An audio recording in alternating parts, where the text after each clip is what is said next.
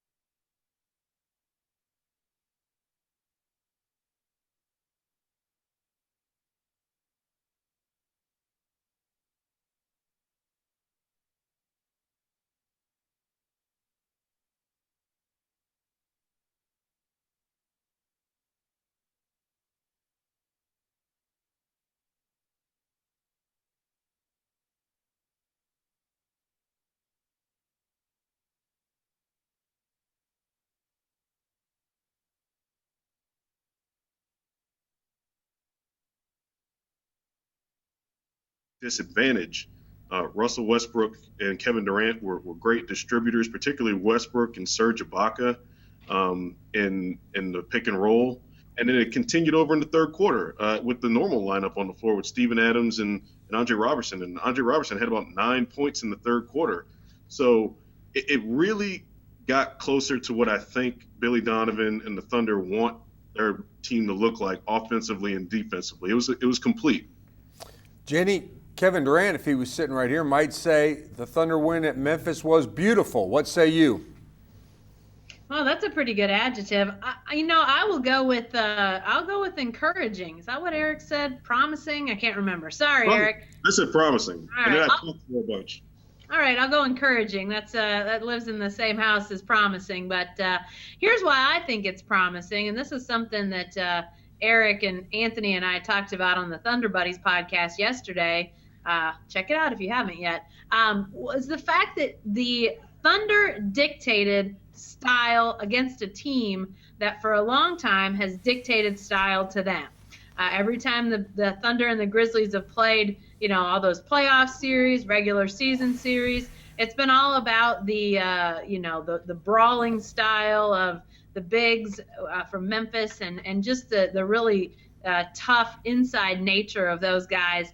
And the Thunder always had to figure out a way to, beat Memphis at their own game. And, they did obviously won a lot of games against Memphis over the last couple of years. But the other night we saw them win by dictating that small ball style and a more up-tempo, fluid type of style against Memphis. Memphis wasn't able to control things like they have in so many other games against the Thunder. So to me, that was the thing about the way that game went that was promising beyond just, one game. I think it showed that a team that has had trouble figuring out, how to counter a really dominant and imposing style of play, the Thunder has found something that works. And you got to think it's going to work against other teams with other styles.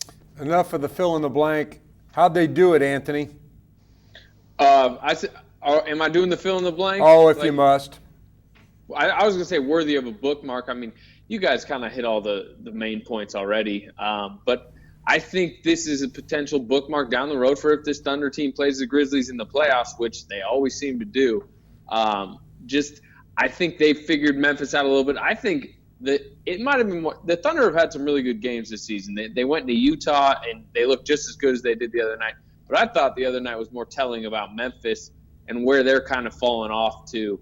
They're aging. Zach Randolph couldn't go to work on Durant in the post. Like, let's say this was 3-4 years ago. That would have been a mismatch for the Thunder. Yesterday, it was just – the other day, it was just a complete mismatch for Memphis.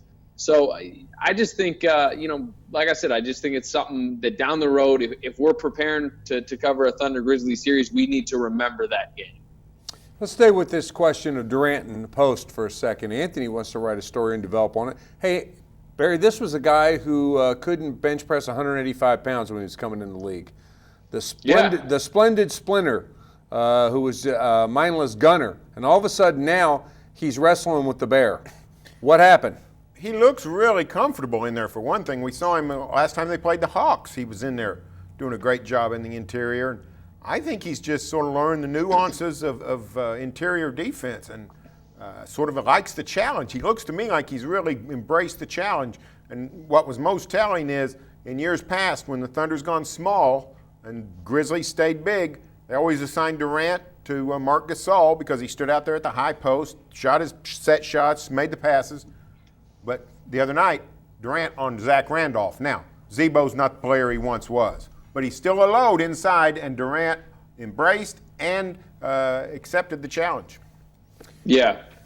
He did it to Horford. I want to see him tonight. I think there's going to be a lot of him guarding Al Horford potentially in the post. A few things why I think he's getting better. If we're just looking at this season, Monty Williams literally works with him every day after practice on a number of things, but at least 5 to 10 minutes of that is Monty Williams posting him up. And Monty Williams will post him up and then, take 2 dribbles into him, and then they'll sit there and talk about it. And then he'll do it again, and they'll talk about it. Monty Williams talks specifically to him about, your positioning on a post up, how to take first contact, how to take second contact. when to maybe try to take a charge, that type of stuff. I think Williams has had a huge impact on him for post defense and really on a lot of things because he really respects Monty Williams. And then the other thing is, if you just stand next to Kevin Durant, I mean, he's like, he every year seems to be come back bigger and bigger. He's got, he's still got that elongated body that makes it look like he's kind of a skinny, weak guy. But I mean, he's strong in the core, strong in the legs, strong enough to take hits from Al Horford, from a Zach Randolph, and hold his position. His second, third, fourth year in the league, we could not say that. It strikes me also that he's not as prone to leave his feet and go for ball fakes as much, or shot fakes as much as some other players. Serge Ibaka comes to mind. And it looks like the old Durant in the Big 12 looks sometimes like he could block shots without ever leaving his feet. He's contesting them too. So yeah, if he actually blocked an Al Horford shot in Atlanta basically without jumping, that is the other thing. That's the number one thing that makes him a pretty good post defender. He's just, his wingspan so much bigger than almost all the centers in the league. It's a physical challenge. We'll see how he's up to it going down the road. Guys, next question. The Thunder is better than, worse than, or exactly what its record shows? Anthony. I'd say, right around what it shows, it maybe even a little bit better. I mean, if you look at the advanced numbers, we're talking about the second best offensively efficient team in the league. Their defense is really climbing. They're up to 9th, 10th in the league at about 99.9 points per 100 possessions, basically. And anywhere under 100 is pretty solid. So their defense has climbed a ton lately. They're a great rebounding team. Their net difference is third in the league. Golden State's far and away above everyone, just like their record says they should be. The Spurs are a good chunk ahead of the Thunder, just like their record says they should be. And the Thunder are third in the league in net efficiency, and they have the third best record in the West. So I think it's right around what it should be. Jenny? Sorry, I was muted and I realized it. I think they're maybe a little better than the record shows, but you got to close out games. And obviously those fourth quarter issues that they had, that's definitely cost them numerous victories. You're bound to lose a fourth quarter lead here and there, but they've obviously squandered some huge situations already. But I think that, maybe they're getting ready to turn a corner. I think the last week or so has seemed more solid down the stretch. So maybe that's over with. Maybe they've got that figured out. But, clearly there's still issues. The perimeter defense is an issue. The offensive flow still gets a little stagnant sometimes. So, if you're having those sorts of issues, you do lose leads from time to time. So I would say they're maybe a little bit better than the record would say, but not much because, you've got to be able to close out games. You can't give away victories. That's where, it really separates the top teams in the NBA and the teams that aren't in the mix. Barry, you and I were looking at some numbers. John Schulman of NBA.com has looked at point differential. He said the Thunder has a record of a 16-5 team, not a 13-8 team. You buy that? Well, I buy it in terms of historically, point differential is a very good gauge of a team's long-term success. And the Thunder, basically what Jackie O was saying, the Thunder's lost some games, some close games. Their record in close games, not great this year. Those things tend to even out. So I think the Thunder is better than its record, and I think we'll continue to see that record climb. Eric?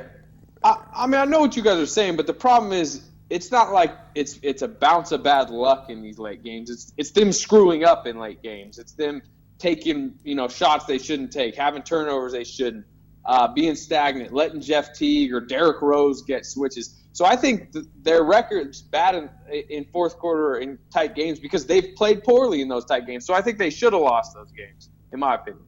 How about it, Eric? You got the final word on this question. They're better than their record shows. I mean, Anthony makes a good point about them supposed to win in those close games and them playing poorly in those stretches. But like Anthony said, advanced stats show that they're in the top of the league in a lot of areas. They clean up the fourth quarter problems and some of the issues they have with consistency closing out games, then they'll be fine. They've only had one game where they've lost by double digits so far, I believe. So those things, like Barry said, will even out. And I think that 2 or 3 games could have swung their way, and it would be pretty close to what Showman from NBA.com said. They should be around that 16 win mark probably. Eric, I'll come back to you to start this next question. You're just coming off the road. You're in Memphis. Anthony will have you come in second. Where have all the questions about Kevin Durant's free agency gone? We thought this season that every stop there would be the constant where you're going to go, where you're leaning. What's happened to those questions? And did you even hear any in Memphis, Eric? Not one. I think that his play is kind of overshadowing the questions in itself. And also, I think that Golden State as a whole is overshadowing a lot of storylines around the league. You've got Cleveland. They've gotten off to a good start. San Antonio's playing their butt off, and they're playing at a highly efficient rate. The Thunder put up a great number against the Grizzlies last night and might have put together their most complete performance of the year. But this streak that Golden State has going on has captivated everybody. So I think that's pushed a lot of major storylines to the back burner. Anthony, how about the Durant free agency? Where would you rate it at? Well, I think you just got to look at where he's been. I mean, he's not going to face any free agency questions in Memphis against that media. Nobody in Memphis is, confused enough to believe he's going to go there. When he was in D.C., we know what he faced. He faced a wave of it in that whole thing. He has not been to L.A. yet. That's actually coming later this month. He hasn't been to New York yet. He will face some then. He will face an onslaught of it at All-Star Weekend in Toronto. But it's, he just hasn't been to a lot of places. The one place I was surprised was Miami. Now, it had been rumored. The Heat have obviously got big free agents in the past. They lined it up so they could go after him. And he had 2 or 3 media availabilities in Miami. Nobody asked him a question about that. I think partially it's out of respect for him, and in another way is how he's answered it. Like, he really shot down that Stephen A. Smith rumor, and I think maybe that's kind of made other reporters wary of bringing it up with him. Barry, any surprise that this hadn't been more of a storyline, at least that Durant's had to answer more questions about it?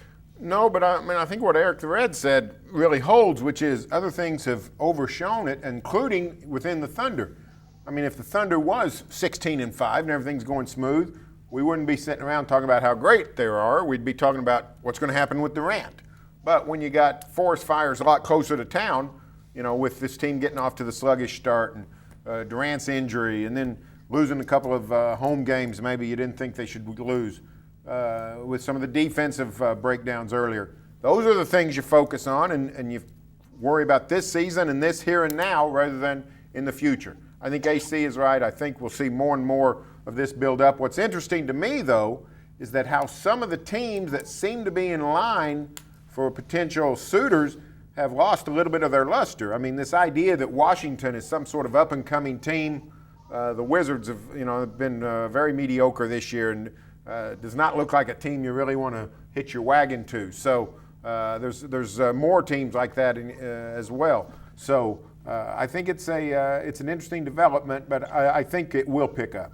Yeah, the thing with the NBA is, like, what's the storyline right now? In Washington, it's like they got to figure themselves out. Where I really think we'll see some, like I said, is All-Star Weekend, when suddenly, it's like an off time for actual NBA basketball, and the off-court free agency type things become storylines. It's a long time from now.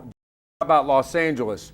The Lakers seem to certainly have lost their way too. Does that put a damper at all on the KD Laker dreaming out there in Los Angeles? Probably not. I mean, I think that they've got to see Durant as a fix to all that has ailed them for several seasons now, a chance to get another superstar into that Laker universe. So no, I don't think so at all. And obviously Kobe comes to town on the 19th, and then there'll be a trip to LA. I believe the Thunder plays the Clippers and the Lakers 2 out of 3 nights. So they'll be in LA for an extended period of time when they do go out there. No, I mean, I think that there's going to still be a lot of talk about, could they potentially land Durant, what he could do to rejuvenate that franchise. They've clearly got some young talent, although a couple of those guys got benched. So, how good are they? Where could they go? I mean, is Byron Scott the the guy? I don't know. I think there's just a lot of questions, but clearly if you can get a superstar like Kevin Durant, that starts to fix a lot of that stuff. Really working in Oklahoma City's favor is a lot of these what look like destinations are sort of decimated. The Lakers would be starting over around Durant. The Wizards certainly have some building blocks, but they're all harmed. Miami perhaps is a place, but that's really changed the conversation. A couple more questions, guys. Let's go with Kyle Singler. Barry, is Kyle Singler really this bad? No chance. Could not be this bad. You can fumble the ball. If you'll play 10 minutes with Kevin Durant or Russell Westbrook, you can just drop a ball and they'll pick it up and throw it in and you get an assist. So for him to have 0 assists through 180 minutes or whatever it is. He's over 200 now. Over 200 minutes, no assists. It's just absurd. So he's better than this. He can't play this badly. Anthony, what do you attribute this to? Well, one quick thing. He should have had an assist the other night. Cameron Payne missed a 3 that would have got him his first assist and got him off the schneid. Maybe some of it has to do with the contract. Maybe he's feeling a little bit of pressure. I mean, he locked into a 5-year, $25 million deal. But a lot of it is just, it's a little confusing to me because he's 27. He should be in his prime now. He was pretty consistently the same player in Detroit, which was a solid, nice little back end of the rotation type player. The guy they traded for, really, a 38, 39% 3-point shooter, a guy that could play good enough defense, could finish at least, relatively well this season. I mean, I think he's got something like 51 shots and only 35 points. Can't hit anything, even when he's wide open, and teams are starting to leave him wide open, and he's still not hitting threes. It's been a little bit strange to watch. I think his confidence is shot at this point. And now, he's out of the rotation pretty much completely. Boy, quite a far leap from the John Havlicek coming to town that you were telling us on the Hangout the day of the trade deadline, Anthony. Eric, what do you see in Singler that explains any of this? It's a confidence issue. When he gets out there, he's fouling at a high rate, and I think that contributes to a lot of his issues is because teams are going at him when he gets out there, and he's trying. It's not for a lack of effort. It's just he's picking up these fouls in such a quick rate that it seems like he's kind of getting down on himself when he is, and then the ball's not falling for him when he does get the few shots he does. So, he had a nice dunk against the Grizzlies. It seems like everybody got points against the Grizzlies. He had a nice play at in the previous home game where the bench got real excited when he scored. So he's had some more of those splash plays in the past couple games that seemed like it could be a turning point for him in terms of his confidence. But in order for him to get consistently better, he's going to have to get more minutes or get back into the rotation. And do we foresee that happening anytime soon? Probably not. It shouldn't. Jenny? No, it shouldn't. Jenny, I don't really buy this pressure of the contract explanation. I don't hear talk radio lit up with people decrying all the money Singler's being paid. We have not yet written a story headlined, "How bad is Kyle Singler playing?" We've written about it, but not having produced a story on it. The pressure, I don't know. Is it possible he's just not very good? Well, there's definitely evidence to back up your theory, Sherm. He's struggling in pretty much every way you can imagine, whether it's, on the defensive end, on the offensive end, shooting, passing. Just all of it is a struggle. But I think it was Anthony that said, this guy was not, it wasn't a superstar in Detroit, but he was a serviceable NBA player. He had not nearly the supporting cast around him in Detroit that he has in Oklahoma City, and yet he was able to be more effective, in every way, in every aspect of the game. So it's a strange thing, and I think it has to be in his head at this point. I just can't imagine that. He hasn't had anything physical happen that we know. He's still playing. He hasn't missed any time. So it has to be a mental thing. And it may not be a pressure. Maybe there was nothing to the idea of pressure with the contract. But, here he is. He finds himself on a contending team. And he's playing and he wants to play well, and then it doesn't go well, and suddenly you find yourself, questioning everything. So to me, it seems like he can't have gone downhill this far, this fast. He was better not too long ago, and now here we are wondering, why the Thunder is hooked up even at a low rate, even at $5 million, but for 5 years. I mean, we're sitting here thinking, man, this does not look good for the Thunder.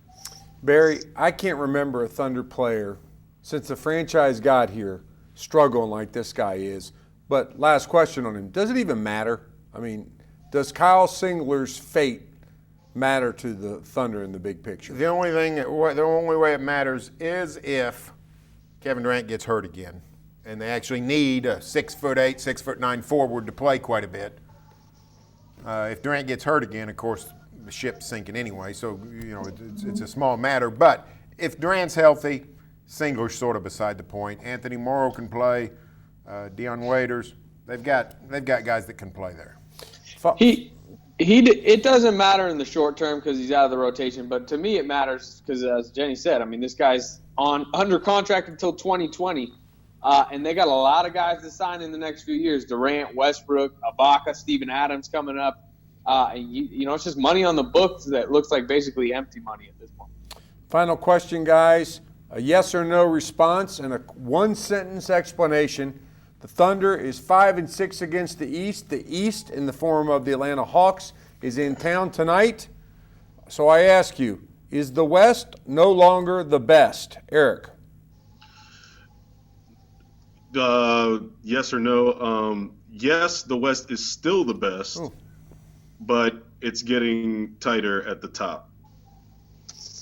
Barry? I thought you asked it very funny. I didn't know whether Is the West still best? The answer is no. The answer is no. Really?